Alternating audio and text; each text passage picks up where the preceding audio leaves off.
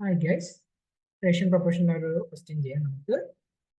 Question പറയാൻ വെച്ചാൽ 3% A B C മൂന്നെത്തിലുണ്ട് ഫോർ സാലറീസ് ടുഗദർ എമൗണ്ട് 72,000. മൂന്നയുടെ സാലറി ചേരുമ്പോൾ കൂടുമ്പോൾ 72,000 രൂപ വരും. They spend 80, 85 and 75% of the salaries respectively. അവിടെ എക്സ്പെൻഡിച്ചർ ആണ് പറയുന്നത്, അവരുടെ ചെലവെന്ന് പറയുമ്പോൾ അവരുടെ സാലറിയുടെ 80%, 85% and 75%. If their savings are in the ratio 8:9:20, then A salaries. Savings ratio 8:9:20. അങ്ങനെയാണെങ്കിൽ എയുടെ സാലറി. ഓക്കെ, നോക്കാം. എ എത്ര സ്പെൻഡ് ചെയ്ത് പറഞ്ഞു? 80%. സാലറിയുടെ 80% എ എന്ത് ചെയ്തു? സ്പെൻഡ് ചെയ്തു പറഞ്ഞു. അപ്പൊ സേവിങ്സ് എത്രയായിരിക്കും?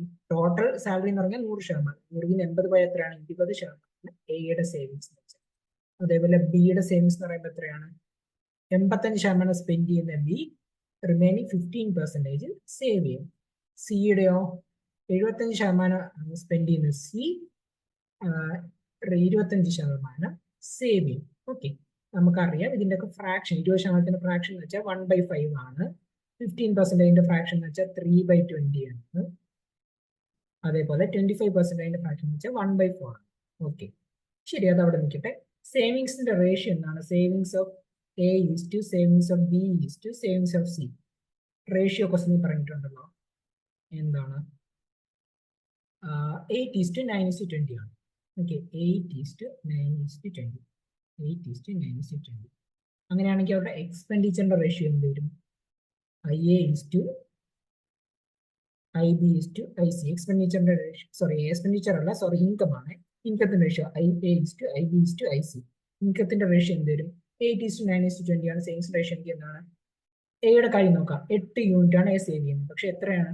20% ആണ് എ സേവ് ചെയ്യുന്നത് പറഞ്ഞു. അപ്പൊ എയുടെ എക്സ്പെൻഡിച്ചറിന്റെ 1/5 പാർട്ട്, അല്ലെങ്കിൽ 20%. അപ്പൊ എയുടെ സാലറി എന്ന് പറയുന്നത് എന്താണ്? 8ന്റെ 5 മടങ്ങ്, 8 × 5 40 ആണ് എയുടെ ഇൻകം എന്ന് പറയുന്നത്. ഇനി ബിയുടെ സേവിങ്സ് എന്ന് പറഞ്ഞാൽ 3/20 ഓഫ് ബിയുടെ ഇൻകം. 3 യൂണിറ്റ് ആണ് എന്ന് പറഞ്ഞാൽ 3 9 എന്ന് പറഞ്ഞ് തന്നേക്കുന്നത് ഇല്ലേ? 9 യൂണിറ്റ് എന്ന് പറഞ്ഞാൽ റേഷ്യോ. അങ്ങനെയാണെങ്കിൽ ടോട്ടൽ സാലറി ആയി 20 എന്ന് പറഞ്ഞാൽ എന്താണ്? ടോട്ടൽ സാലറിയുടെ 20ൽ 3 ഭാഗമാണ് എ സേവ് ചെയ്യുന്നത്. 309 ആണെങ്കിൽ 1 യൂണിറ്റ് 3, 23 യൂണിറ്റ് എന്ന് പറയുമ്പോൾ എത്രയാണ്? 60. അപ്പൊ ബിയുടെ ഇൻകം 60 യൂണിറ്റ്. ഓക്കെ, ഇനി സിയുടെ പറയാം. സിയുടെ 1/4 ആണ് സി സേവ് ചെയ്യുന്നതെന്ന് പറയാം ഇല്ലേ?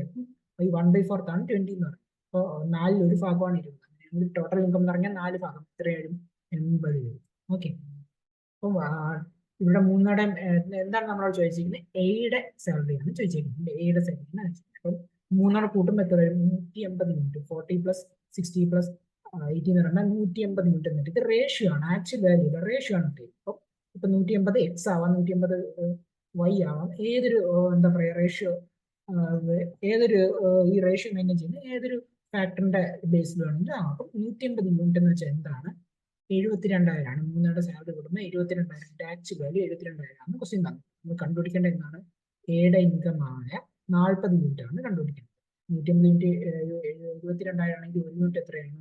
18 72 4 പോകും, ഒരു 0 കട്ടാം. 1 യൂണിറ്റ് 400 ആണ്. അപ്പം എയുടെ ഇൻകം ആയ 40 യൂണിറ്റ് എന്ന് പറഞ്ഞാൽ എന്താണ്? 40 × 400. That is option B, 16,000. Okay, നമുക്ക് മനസ്സിലായെന്ന് വിശ്വസിക്കുന്നു. Thank you.